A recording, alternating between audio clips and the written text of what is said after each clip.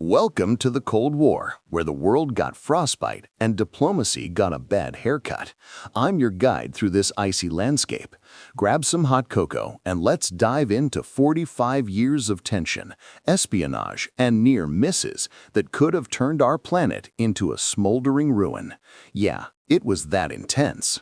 World War II just ended, and the real drama was about to begin. The USA, USSR, and UK were like three roommates who can't decide who gets the master bedroom. The master bedroom was the world, and each had a different decorating style.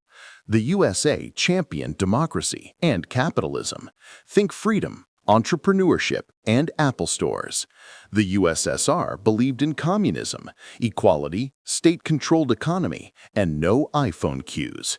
The UK just wanted to maintain its empire and have a stiff upper lip about it. In 1946, Winston Churchill coined the term Iron Curtain, not as a metal music band name, sadly, but to describe the USSR's stranglehold on Eastern Europe. It was like the Soviet bear said, "You can't come in, and they can't come out." The USA responded with containment, a strategy to keep communism from spreading like a bad meme. George Kennan, the mastermind, was like, "Hey, let's just keep it in check, not start WW3 yet." Berlin, the divided city, was ground zero. The USSR controlled the East, the USA, UK, and France, the West. It was the ultimate game of risk, with real humans as pawns.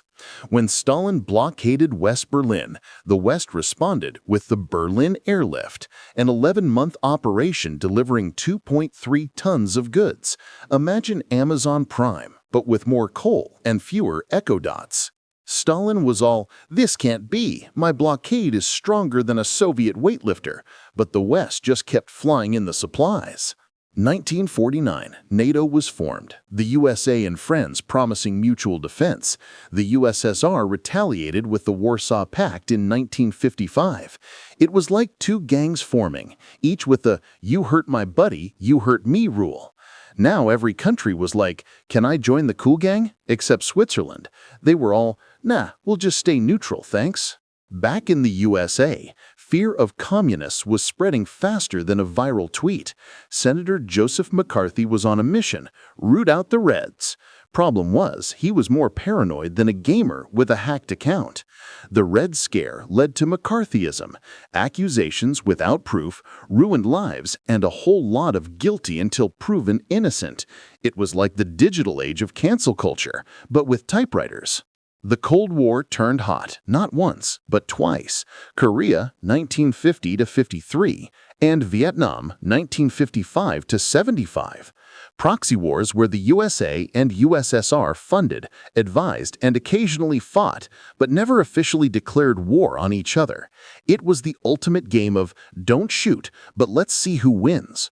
Korea ended in a stalemate, a DMZ, demilitarized zone, that still exists, like an uneasy truce between feuding siblings.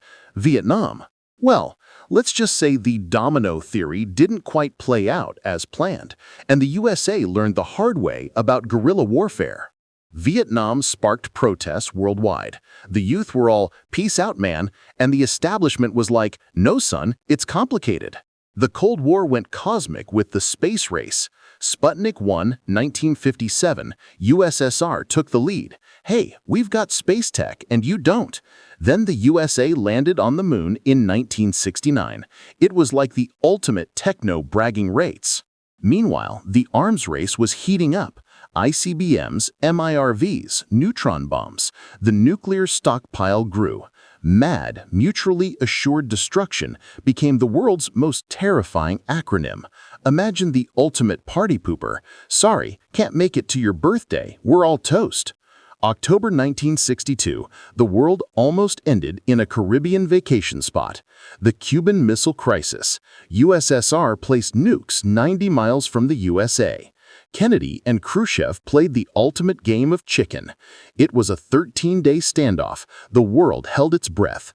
Finally, Khrushchev blinked, and the missiles went back to the USSR. The USA was all, "Phew," and the USSR thought, "Next time, we'll just put on missiles in our backyard," or Canada. The 1970s brought détente, a French word for relaxation. The USA and USSR signed SALT, Strategic Arms Limitation Talks. It was like, let's not kill each other, at least not today. Nixon's China visit in '72? That's right, ping-pong diplomacy. The enemy of my enemy is my friend, until the next geopolitical twist. But then the USSR invaded Afghanistan in '79. The bear got stuck in the Hindu Kush. It was Vietnam all over again, just with better beards. The 1980s USSR was like a company running out of cash. Oil prices dropped, economy stagnated, people queued for bread, not exactly the communist utopia promised. Enter Gorbachev, the last Soviet leader, with glasnost, openness, and perestroika, restructuring. It was too little too late, but kudos for trying. 1989, the Berlin Wall fell. Germany reunited. Eastern Europe broke free. The USSR dissolved in 1991. The Cold War ended, not with a bang, but with a whimper and a lot of relieved sighs. And that's the Cold War. 45 years of frosty rivalry, near misses, and ideological showdowns. We didn't end up as space dust, and for that, we're all winners. If you survived this video, congratulations. Hit that like button, subscribe for more history hacks, and we'll catch you in the next one. Stay warm and keep exploring.